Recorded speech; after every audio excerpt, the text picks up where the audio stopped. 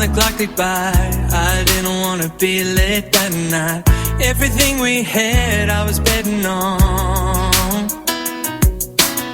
As each moment passed, another drink was gone. So too was feeling alone. I didn't see the road that I'd begun.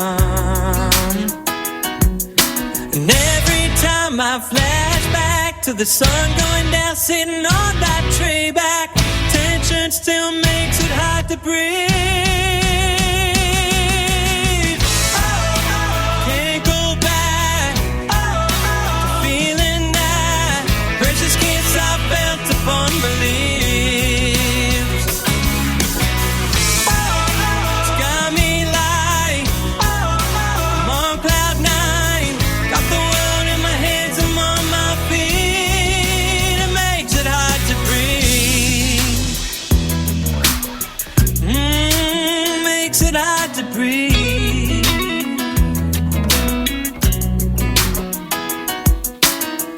As the days go by, I won't be working on living my life on the run. You have a way that makes me feel like gold.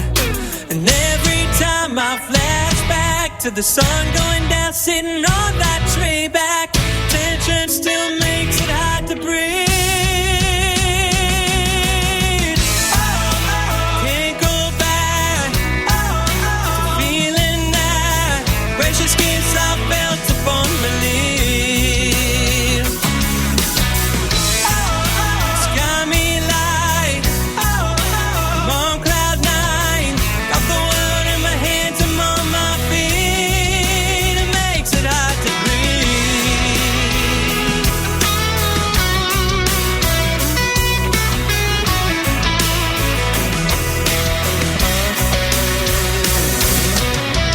Look in your eyes, feeling alright. You're by my side, holding on tight. Yeah. Oh yeah.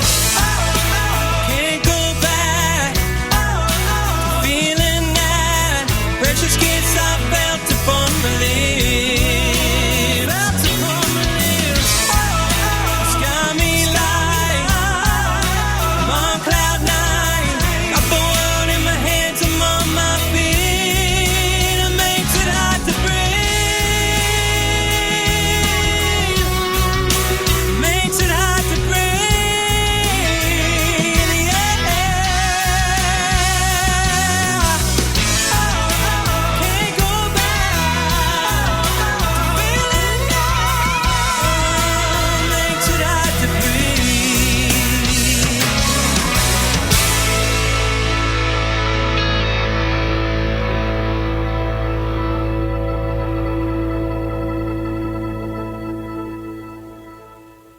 Turn that button on. That was Hard to Breathe by Aaron Jurd. And on the phone, I think he's in Tamworth. You in Tamworth? I'm not in Tamworth, actually, Peter. I live at Toronto, but Tamworth is actually like my second home. I'm there so much gigging, so I call it my second home now. All right, well, we welcome Aaron Jurd from Toronto. G'day, how you doing? All right, mate. And how are you? How is Toronto today? Toronto was all right today, actually. We had a fairly warm day, which was awesome. I mean, I'm not a massive fan of the warm weather myself, but I know a lot of people are. So it's the change of the seasons and everything. But I'm definitely a bit of a cold frog. I love the cold and the snow and all that sort of thing. Which is, you want to come down to Melbourne, mate? Yeah, I think I need to move to Tasmania or something. But yeah, a lot of people think it's strange because most people prefer the heat and everything. I mean, we do live in Australia after all, but yeah, I love our country, but sometimes it gets a little bit hot the further north you are. So yeah, well, 7 degrees here in Bacchus Marsh in Victoria at the moment. So yeah, I might move down there. Quite nice. Quite nice. All right, now the folks want to know who Aaron Jurd is. Who are you? Yeah, well, I'm an Australian singer-songwriter. I've been writing songs since I was about 15. I think I wrote my first song, which, you know, I'm not going to sit here and say it was a fantastic song, Pete, because like everything, I think practice makes perfect. I wasn't, great from the start. But, you know, it's sort of that process that takes a while and you get better each time and that sort of thing. So, yeah, I wrote my first song at 15 and funnily enough, I actually never did music or took any music subjects throughout schooling and all that sort of thing. It wasn't until, I was always singing and everything from a young age, but it wasn't until about 19, I think I was, the very first time I sang in front of an audience, and it broke me in really early because it was a radio competition, funnily enough, and there was about 250, 300 people in the audience and a panel of judges, which was the very first time I ever sang in front of people, so I sort of chucked myself in the deep end there, but I also think it did good for me because, I'm sort of, I don't really get too nervous, pre-gigs and that sort of thing now. Yeah, but that is a good thing, But if you get chucked in and you do it, well, you can do it anytime, so.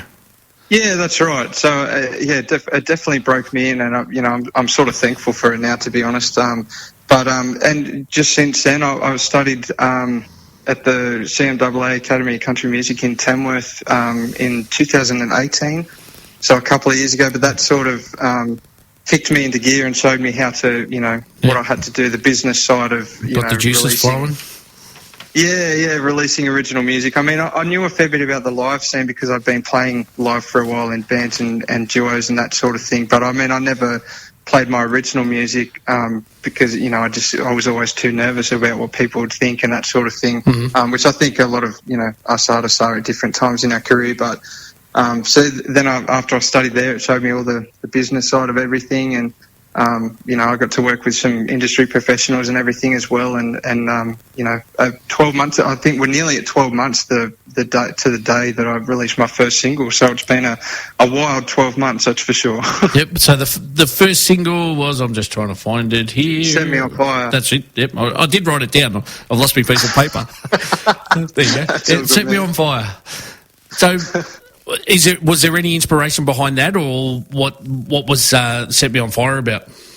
Yeah, there was actually. It was, it's probably the lowest point I had. I mean, I'm great and everything now, but I think it's one of the good things about being an artist or creatively minded sort of thing, that you can reflect on times like that. But it was just basically, a lot of things all added up to one, and it seemed at the time, no matter what I did, I always, seemed to fail at, and all doors would close, and I couldn't really get to where I wanted to be, and a lot of people that I trusted ended up burning me, which is how the Set Me on Fire, the metaphor of it, come along.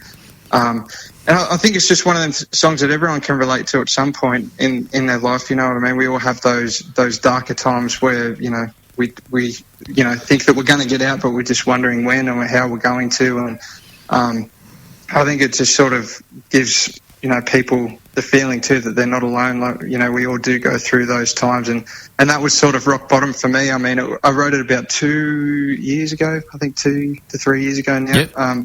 And things are fantastic now. Funnily enough, the last single that I put out, Changed, is what I've been calling the chapter 2 to Set Me on Fire, because it's the resolution of it, and seeing it from when you're over the other side, and you can appreciate it for what it was, because it made me a stronger person and gave me a greater appreciation on life as well. That when things are good, you do enjoy it a lot more. So very good.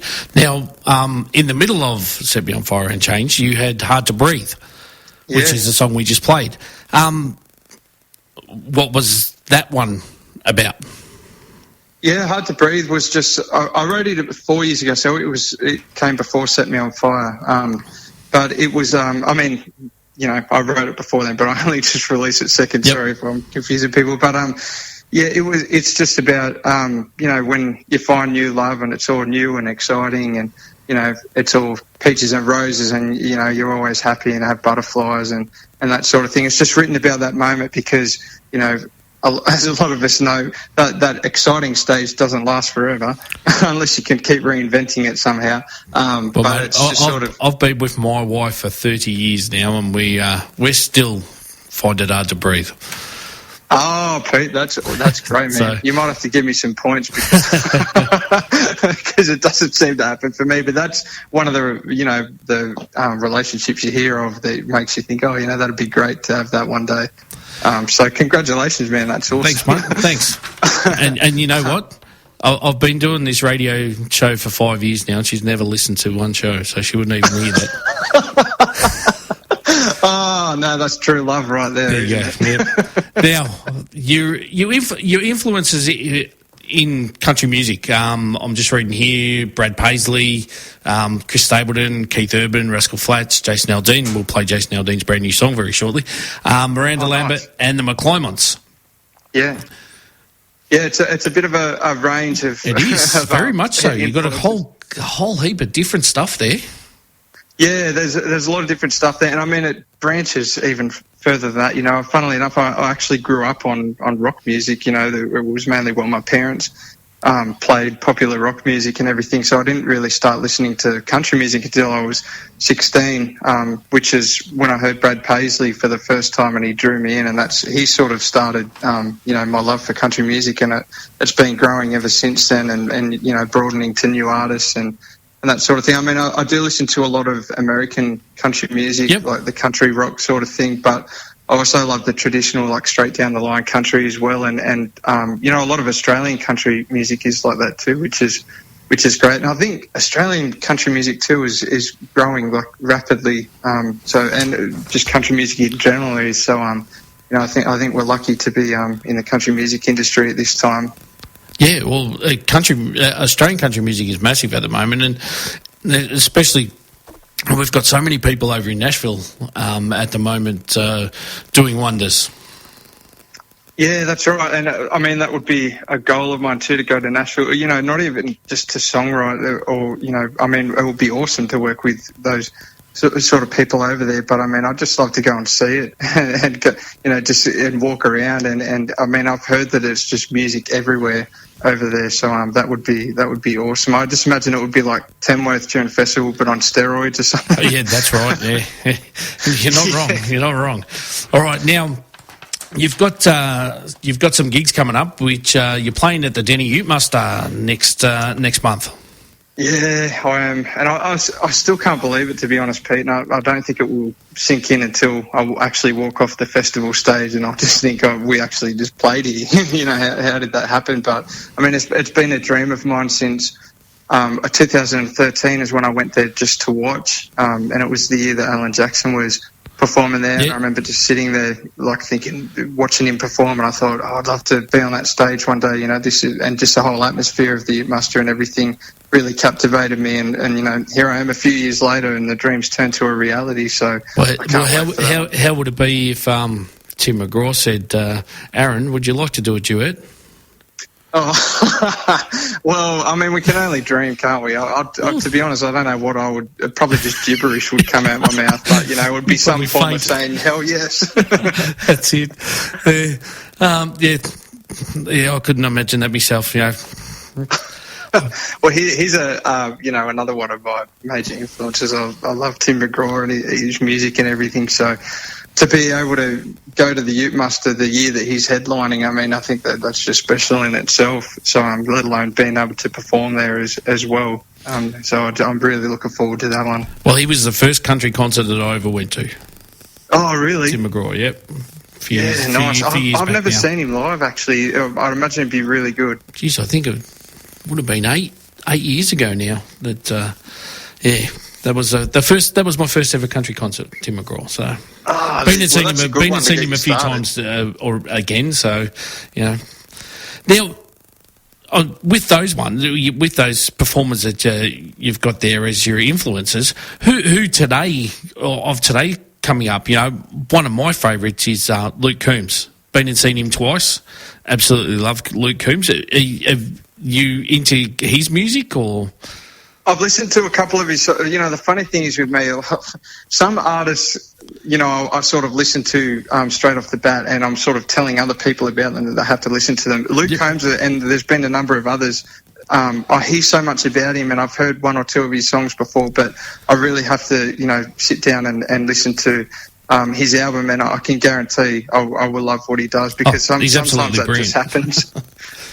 Yeah, sometimes it happens where I'm just a bit slow on the uptake, and then all of a sudden I just, you know, start loving their music. But I've heard a couple of his songs, and I mean, I like what I hear so far, so I need to listen to more. But I think one of my biggest ones today would be Jason Aldean. Oh yeah, I love his music, and just the whole vibe and everything he has going on. So he'd probably be one of the bigger ones that I have at the moment. Yeah, I went and saw him live 2 years ago, so that was I've seen him great. live too. He puts on a good show. Was that when he toured with Florida Georgia Line? Yes, it was. And I went and saw that same show. To be purely honest, I thought Florida Georgia Line was better than Jason Aldean. Oh, that's a big call. Yeah, I really did. On that performance, I thought Florida Georgia Line was better than Jason Aldean. So, there you go. Yeah. They do have some great music too, actually, Florida Georgia Line, and they were fantastic at the show I went to as well. Yeah. But I mean, I just am so captivated by Jason Aldean's music. I'm probably a bit biased. Yep. I don't know. All right, now other gigs. What do you got coming up at the end of the year? Yeah, so we're heading to Tamworth the weekend after the Denny Ute Muster. So I think it's the 11th and 12th of October. Yeah, the 11th and 12th of October. We're heading back up to Tamworth to do a couple of gigs at the Tamworth Services Club, which will be cool. And then we're already planned our gigs and locked in some gigs for January as well during festival. So during the first week of festival. So I'm looking forward to that and braving the heat and going out there again.